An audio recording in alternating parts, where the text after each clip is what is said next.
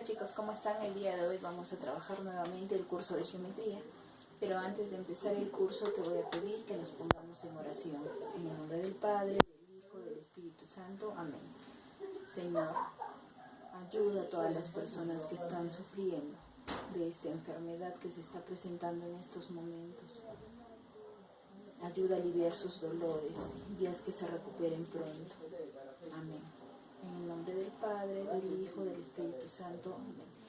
Muy bien chicos, después de haber realizado nuestra oración, vamos a trabajar ángulos.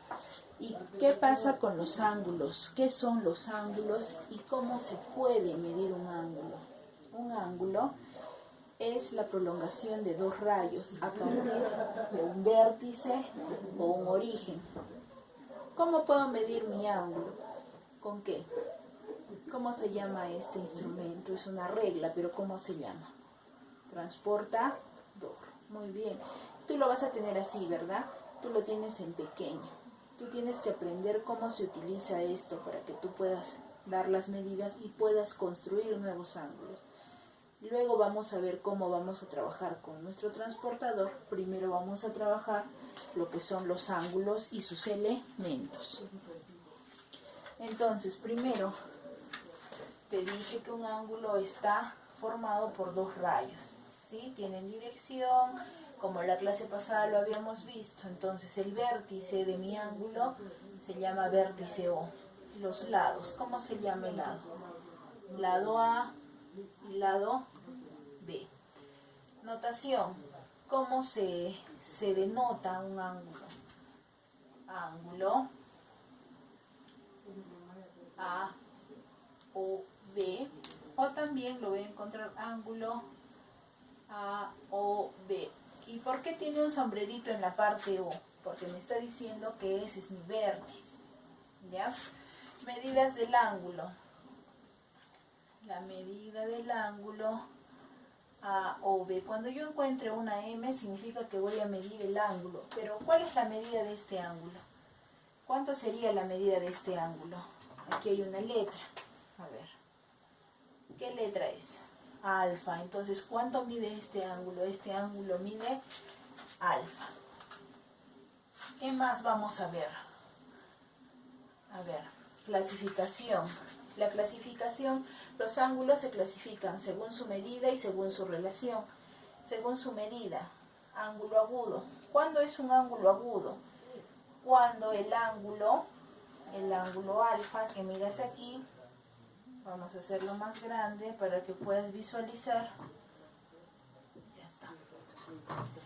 Cuando el ángulo mide menos de 90 grados, entonces es agudo cuando mide menos de 90 grados.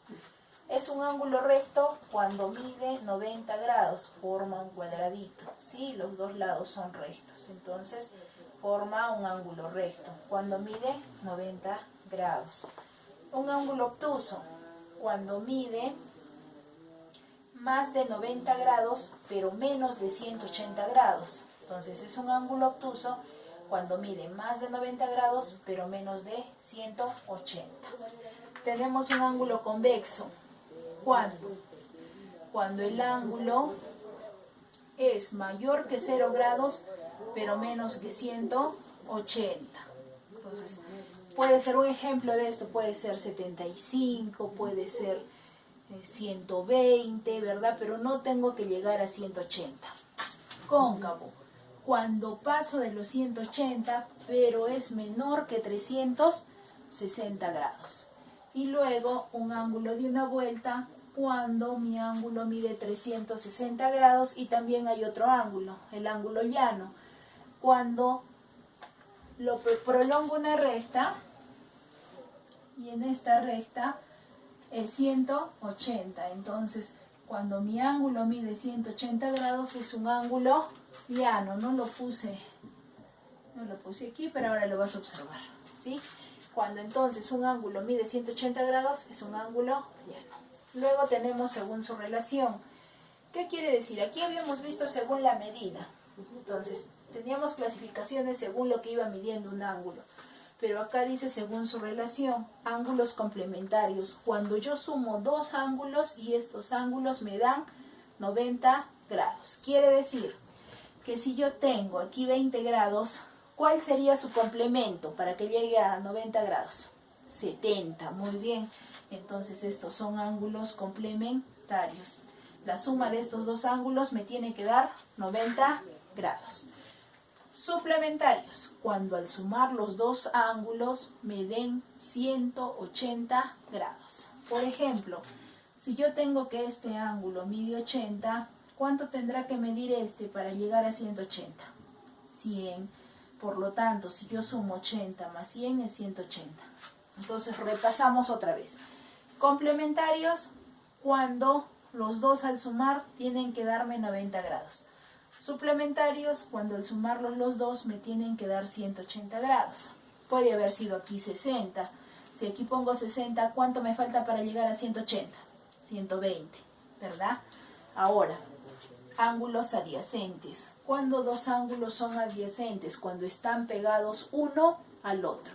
Son adyacentes cuando están pegados. Mira, el ángulo AOB es adyacente del ángulo BOC. Ahora, ángulos consecutivos. Cuando sobre una recta encuentro varios ángulos, pero uno es consecutivo del otro. Por ejemplo, alfa es consecutivo de beta. Perdón, beta es consecutivo de alfa, porque alfa es mi primer ángulo. ¿Quién le sigue? Beta. Ahora, teta es consecutivo de beta. ¿Por qué? Tengo el ángulo beta. ¿Quién es su consecutivo? Teta. Pero alfa no puede ser consecutivo de teta, ni teta puede ser consecutivo de alfa. ¿Por qué? Porque aquí hay un ángulo en el medio.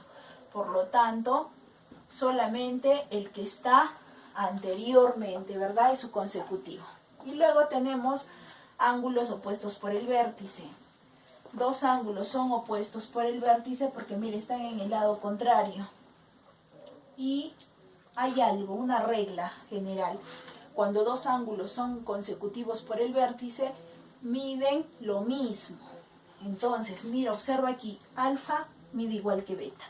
Entonces, si yo pongo aquí 1, mide igual que el ángulo 2. Los dos ángulos opuestos miden lo mismo. Muy bien, chicos, ya hemos trabajado un poco de teoría. Vamos a trabajar un poquito más. Voy a dibujar en la siguiente, voy a borrar la pizarra y voy a trabajar otros ángulos.